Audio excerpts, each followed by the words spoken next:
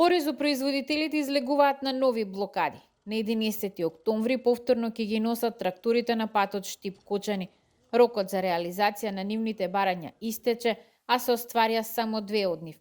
Уште нема одлука за интервентен откуп за стоковите резерви на 1/3 од годинешнава реколта, а се чека собранието да пресаче за оризот да стане стратешка култура како јачменот и пченицата. Масовен на 4 пункта кој што беше и околу 8 сата вечерта, тука со ручек, со вечера, до сабајале, до 3 дена, 5 дена, ако треба од дома да ќе земеме јадење од пато, не се тргаме више. Нема никаков договор ни со откупувачите кои килограм оризова арпа откупуваат 3 денари под утврдената производна цена од 27 денари.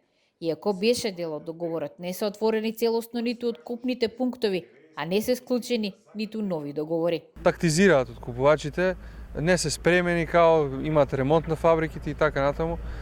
Исто така и ние земјоделците не сме спремени. Може да кажеме дека можеме да жнееме бидејќи немаме загарантирано ни цена, нити потребна ни е нафта, потребни ни се средства за да го реализираме тоа, не е само да платиме комбајн. Те мора да платам во готово пари.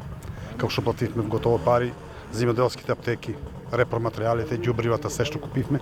Сега кој ќе го дадеме на земјоделски задруги по 30 денара да го дадеме, факт ние сме само џабе работиле.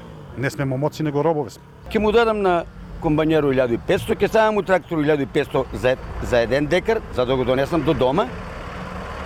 Ќе го напунам у вреќи, ќе складирам. И што друго ќе му правам? Како да му го дам 24?